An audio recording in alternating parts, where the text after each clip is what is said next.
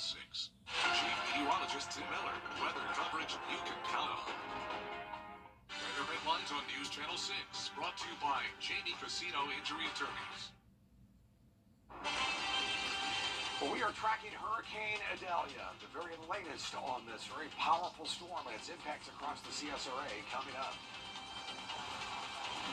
Right now on News Channel 6 at 4, Tim is getting set to show us what the radar has in store. We'll tell you what the evening holds all over the CSRA. We have live local coverage all across our area with what you should know as the weather rolls in. The news at 4 starts now. Live from Television Park, this is WJBF News Channel 6 at 4.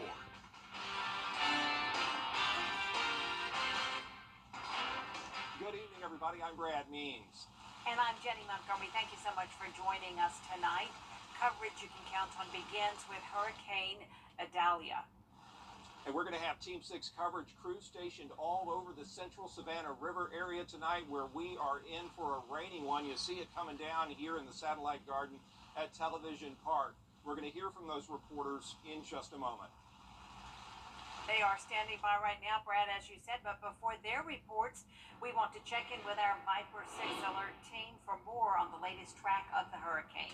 Yeah, Jenny, it's been quite a day here. Chief Meteorologist Tim Miller. Meteorologist Jenna Petracci. Yeah, and we were tracking this, and Jenna, this has been a storm that's been moving very quickly. It started off slow, and then once it picked up speed, that's when the forecast really started to change. That's right. It's moving towards the northeast, winds are moving at 20 miles per hour right now. That's pretty fast, and that's good news because the faster it moves, the faster it'll be out of here. So that means less rain. However, it is still maintaining that hurricane strength, which means even though we may have less rain, we're still going to have those tropical storm force winds. Yeah, we sure are. Let's get right to it, and I'll show you exactly what we're looking at as of this afternoon. This is the latest update.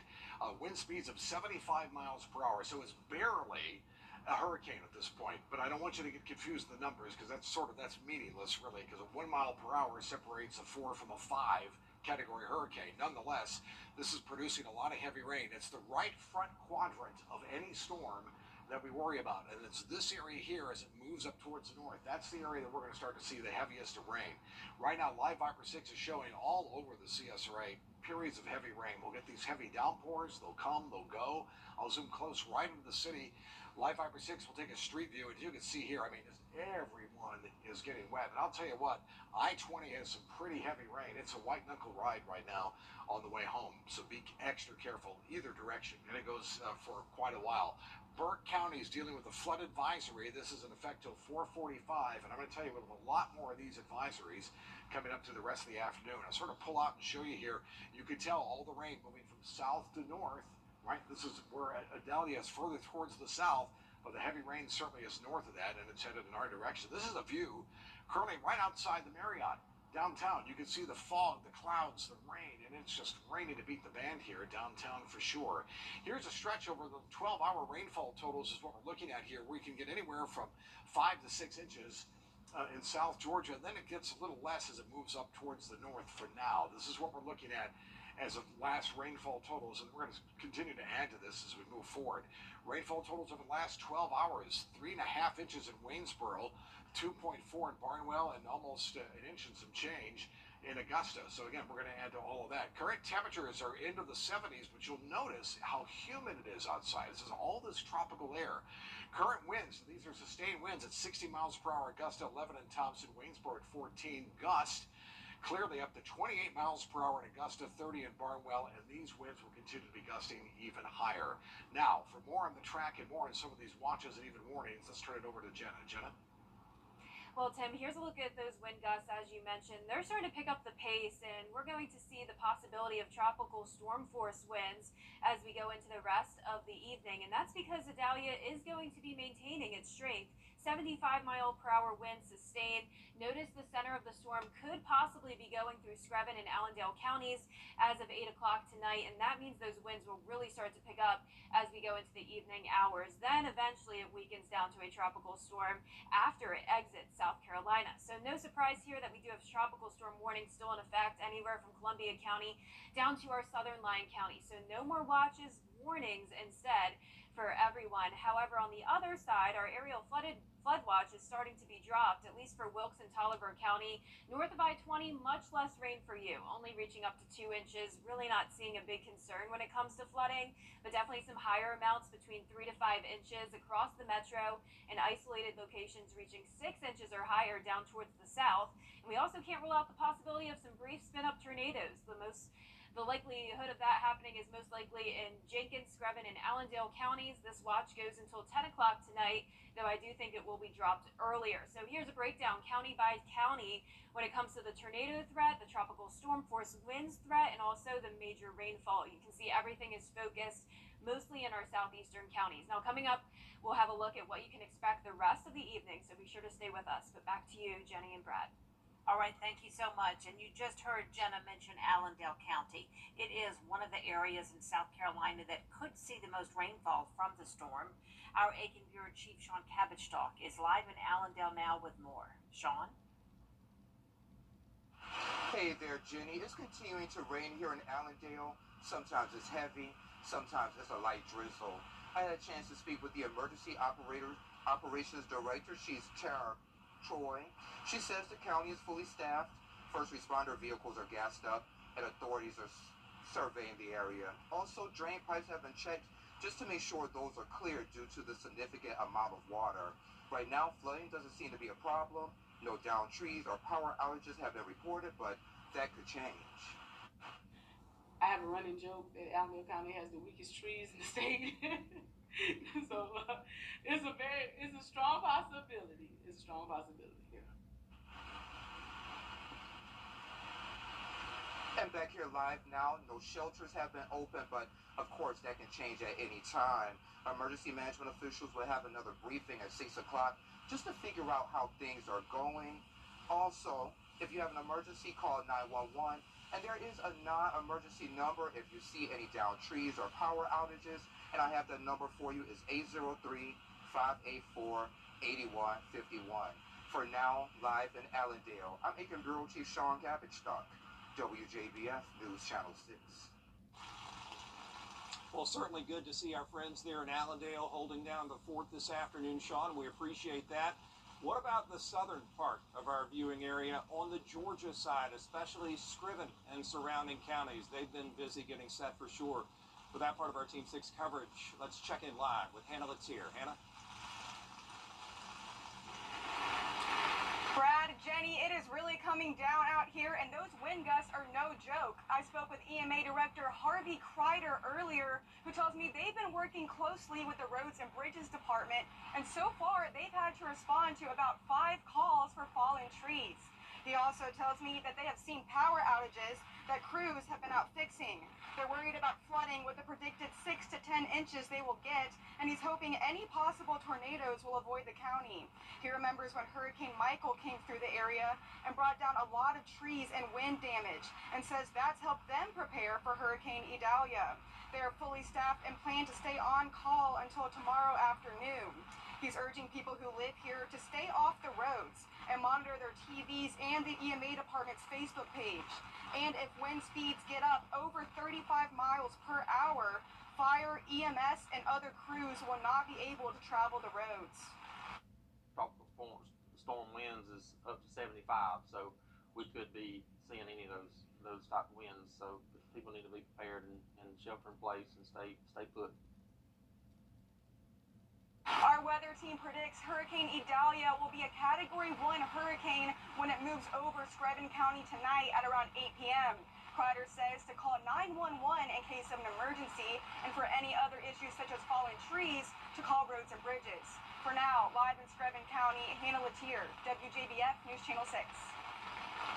And what about the situation in Burke and Jenkins County? They have been preparing for this storm as well. You heard Jenna mention just a moment ago that Burke and Jenkins could be some of the towns in our coverage area that see some action tonight. In fact, Jenna's colleague, meteorologist Miller Hyatt, in the background right now testing out his wind speed gadgets and gauging how things are blowing here at Television Park. So what about our friends in the greater Waynesboro metropolis? For that, let's go to News Channel 6's Renetta DuBose. Here in Jenkins County and nearby Burke County, we have a lot of rain, a lot of water on the roads, and the wind is picking up too. but the storm is not expected to hit this area until later on this evening. As Idalia makes its way through Georgia, Burke and Jenkins counties are seeing blowing rain that ponds once it hits the ground. So far, it's still a wait-and-see game. Weather experts say the bird dog capital area will see 2 to 6 inches of rain, wind gusts between 40 and 60 miles per hour, and isolated tornadoes are possible. Burke County EMA reports residents have not called in any damages yet, and first responders stand ready with gear and generators in place. Jenkins County can expect 6 to 10 inches of rain and higher wind gusts and a few tornadoes. Have issued a local state of emergency. The county government has also closed offices to non-essential personnel to get them off the roadways. We are encouraging citizens to stay off the road as much as possible. If they must travel, don't cross flooded roadways, turn around, don't drown. Now, the folks in Burke County want you to download that Code Red Alert system. It will give you information that's specific to your address. And here in Jenkins County, the EMA director says if you do not have to be out on the road, do not get out. And make sure you get to a safe structure. In Jenkins County, Renata Dubose, WJBF News Channel 6. All right, Renata, thank you for that report. Augusta's EMA office is telling residents in low-lying areas to stay vigilant. That would include those on Virginia Avenue near Butler High School, where flooding in June caused a lot of damage. Senior reporter George Escala has the story.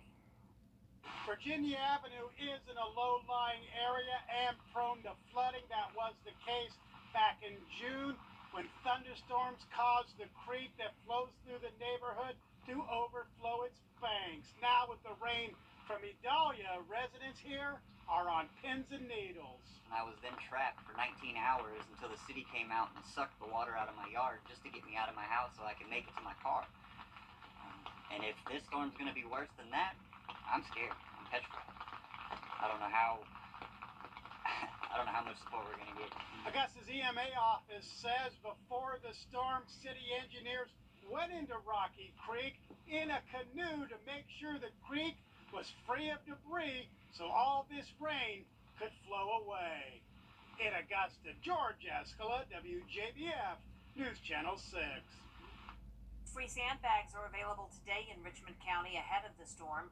Just stop by the Public Works Department at 2316 Tobacco Road today. You have about 45 minutes to get there. They close at 5. You must be a Richmond County resident, and the limit is 5 sandbags per person. Well, a lot of our schools, especially at the elementary, middle, and high school level, have been very busy over the last day and a half or so trying to figure out what to do as this weather rolls in. A lot of moving parts, a lot of changes with the schedules, as you might imagine. Here's Bria Smith.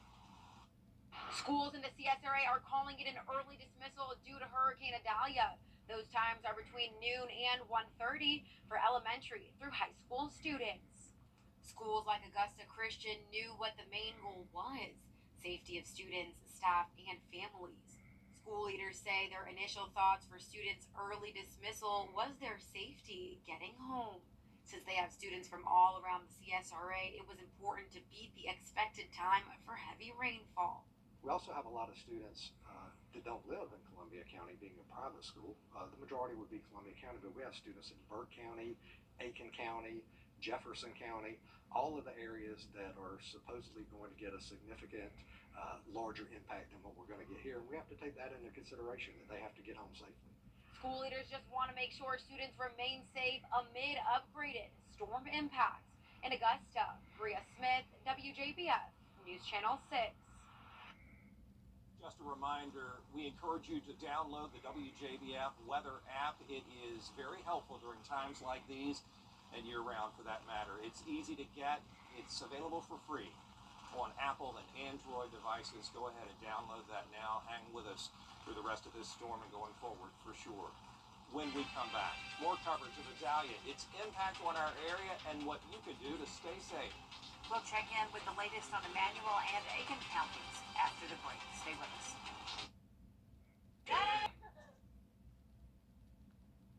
Welcome back to our continuing coverage of this rough weather. To Emmanuel County we go now, where storm prep started yesterday. Tiffany Hobbs reporting from Swainsboro. It's been raining now for hours in Emmanuel County, and the wind has picked up significantly in the last hour. Emmanuel County schools were canceled for the day as of Tuesday night. County offices, with the exception of emergency services, closed at noon on Wednesday. By midday, wind speeds increased to nearly 30 miles per hour, with visibility around 2 miles, according to our Viper 6 weather team. Emmanuel County's public safety coordinator tells us they already have a plan in place. If the Lord's willing and it continues on the path it's going, we expect to have some wind damage. We expect to have a lot of water. We expect to have some power outages, but we're prepared for that. We've got folks out there who are ready with chainsaws to help clear roads and just make sure that we can protect the public as best we can. As of now, emergency responders are encouraging everyone in Emmanuel County to stay indoors until the storm passes over. In Emmanuel County, I'm Tiffany Hobbs, WJBF, News Channel 6. In Sally, a shelter is open for people who do not feel safe at home. Graham Lee is there for us tonight. The rains have been coming all day here in Sally, but the cafeteria is open here at the Sally Civic Center to provide shelter to those who need it. They decided to open up this facility because it doesn't have many windows and it can hold up to 150 people. If enough phone calls come in, people will get shelter, snacks, and water while they wait out the storm. Mayor LaDonna Hall says it's all in the name of safety. We know that in certain times like this, things can be a little iffy, can make you scared, uncomfortable, and we know that the majority of our residents are elderly and older homes or what have you, and so we just want to make sure that everyone's safe, so we decided to open our cafeteria to those that may be in need. If you need help or access to the shelter, you can call 803-258-3485. In Sally, Graham Lee, WJBF, News Channel 6. The Salvation Army Center of Hope in Augusta is also offering shelter. The center is located at 1385 Green Street, and Augusta Transit is providing free local rides to the shelters here in the area. If you need a ride, call 706-821-1721. News Channel 6 is monitoring the path of Hurricane Idalia for you. Our Viper 6 weather team has your full weather forecast and what we can expect when we return. Live Viper 6 alert. And it's full team coverage with meteorologist Jenna Petracci and meteorologist Miller Hyatt with you this afternoon. Hi, everyone. Chief Meteorologist Tim Miller. Let's get right to it. Idalia, wind speeds of 75 miles per hour, soon to become a tropical storm, but it's hurricane, no doubt about that, with all the wind and the rain. Notice the majority of the rain north of the storm itself, and the deal is this thing is moving off towards the northeast at around 20 miles per hour. That's good news. The faster it moves, the faster it's out of here. Simple as that. Hurricane Center still has it as a hurricane as it goes through about 8 o'clock tonight.